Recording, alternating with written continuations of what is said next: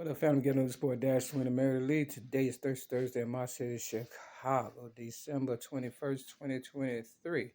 I was looking at our pastor Jenny talking about, the birth of Jesus wasn't born on Christmas and all that. And they said, if, he was, according to some scripture, he was conceived in March. Okay, conceived is one thing, born is another. So you got March, April, May, June, July, August, September, October, November, December. 9 months to have a baby, right? That's how it's supposed to go, right? So he was born in December, okay? So let's keep that out the way. Then I looked at one lady that says, how does it start over once you're born out of your mother's womb? How does it start at one day? You would think it would continue, right? From 9 months, right?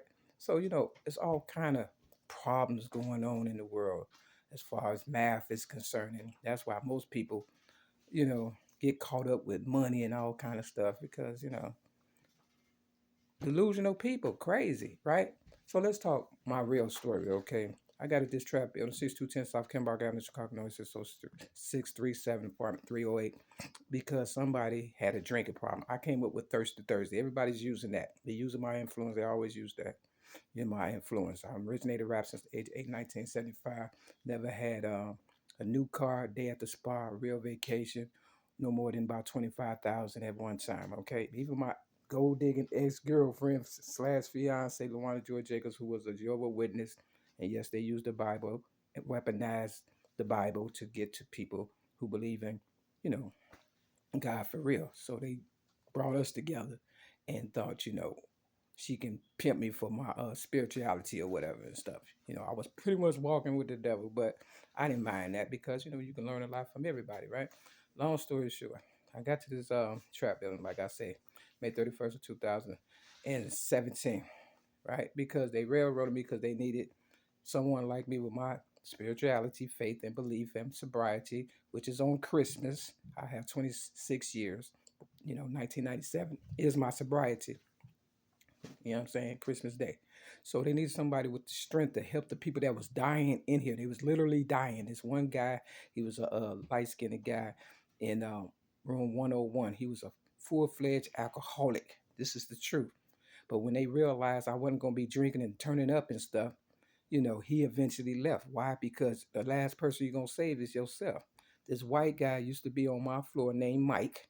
You understand? Stole the quarters, got him from the guy named Paul who's working the paperwork and the secretary, the office, and all that with Steve, who supposed to be running this building that's connected to a government program called Featherfist. Uh, you know, Paul gave White Mike the quarters. Okay, White Mike must have known because I keep preaching the word up in here. You understand what I'm saying? Trying to keep these demons off of me because this is supposed to be what? A government funded program, a sober program. I signed up for a sober environment. They're not doing that, okay?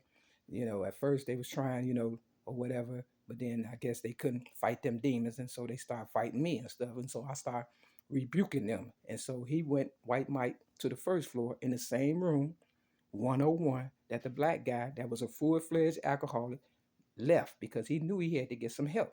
Because if you tell a lie long enough, it would become the truth. So if you play a role long enough, you would become typecast. So if you was working for the devil and your job was to, act like an alcoholic, you would become an alcoholic. You understand what I'm saying? Real talk.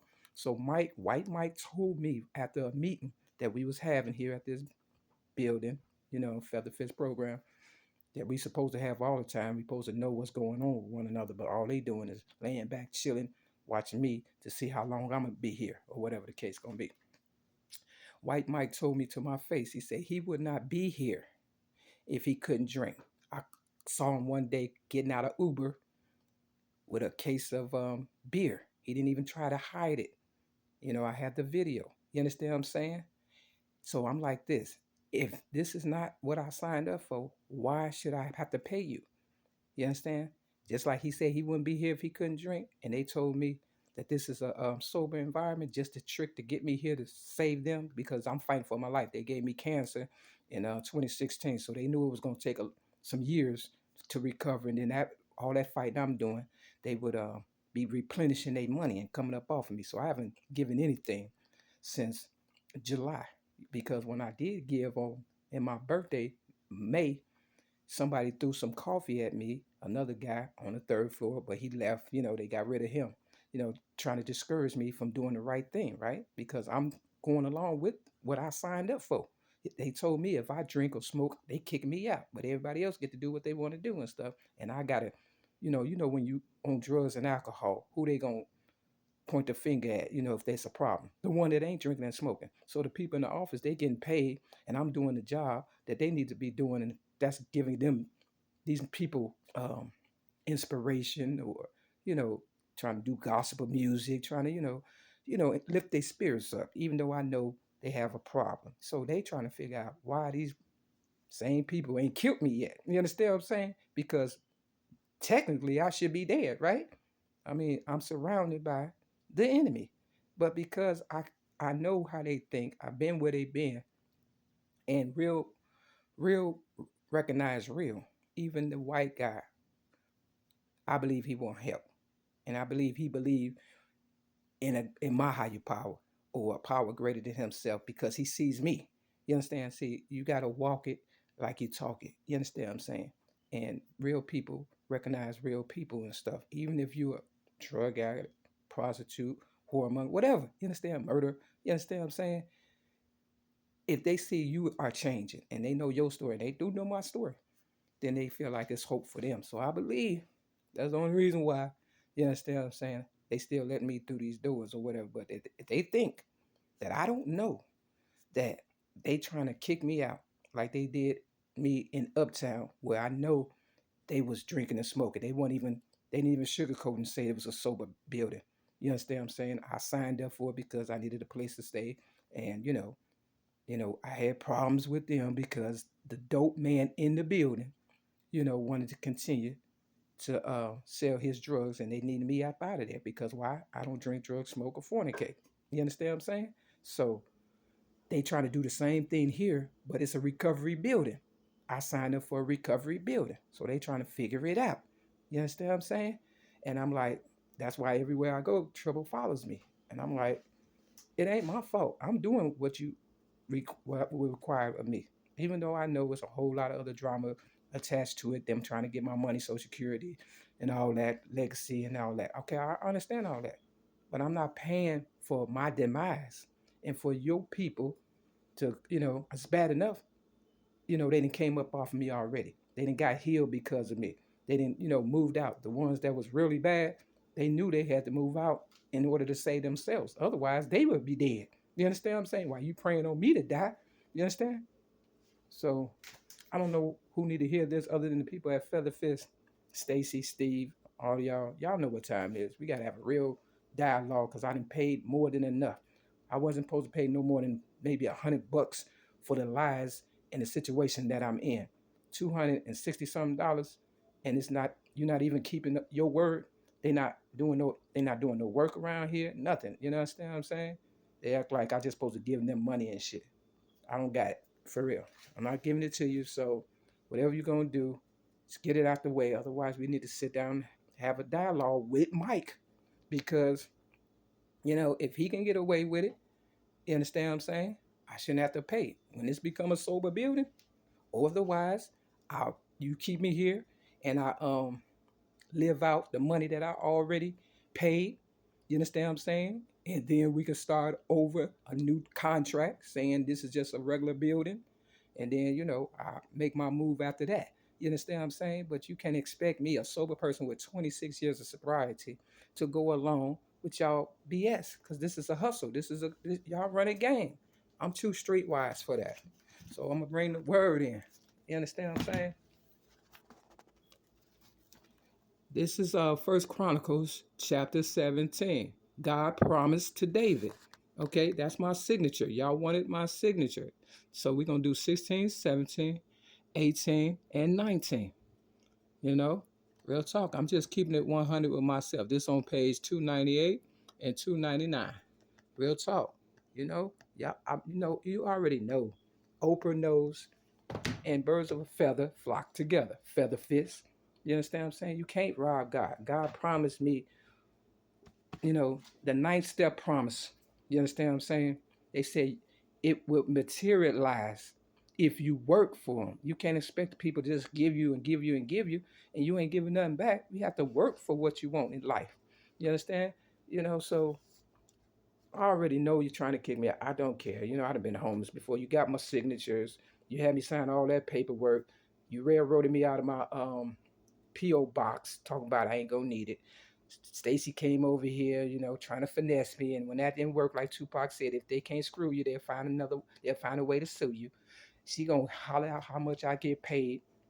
I showed her my social security letter, you know, about last year or whatever, and she gonna, holler out the number. I said, hey, you know what I'm saying? I'm talking to you, and why you hollering out so everybody can hear? So that's how I know it's got to be a racket going on, and she letting people know, look, if I was a part of that paper bandit, pencil pushing robbery situation, you know, I probably would have did the same way. But I figured out where everybody could get paid. You understand what I'm saying? And live happy, joyous, and free for real.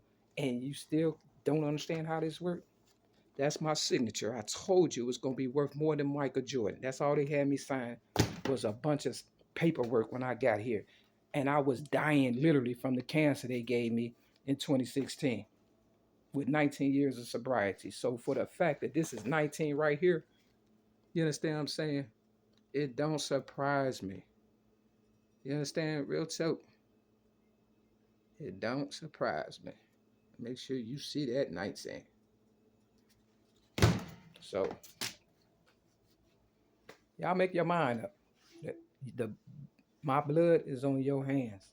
And you gotta remember, Jesus was homeless. And just like they did David Ruffin, they said he ended up with a briefcase full of money and then ended up in the morgue as a John Doe after a week. Now this was the uh uh pretty much lead singer of the Temptation, the one that helped them get, you know what I'm saying? And that's all they kept playing on the psych ward in 2016, was the Temptation movie over and over and over. I'm fighting temptation and everything else. You understand? So see what these balls got to say. This the eight. I'm the originator of rap music since the age of 8, 1975. I ain't gotta say no more. You know what I'm saying? The spirit don't lie. And until you do right like by me, for real, everything you think of, girlfriend, fiance, and wife, I can't be your man. You understand what I'm saying? You taking your problems out on me. Take them out on your man. I'm not. I'm feeding your family. I'm gonna raise your family. I'm gonna raise you, and I still ain't got nothing. I've been here 6 years. They ain't gave me a thank you, a thank you card. You understand what I'm saying? So put me out, and I guarantee you, so much bad luck will come to you. It's ridiculous. I done gave you a way out.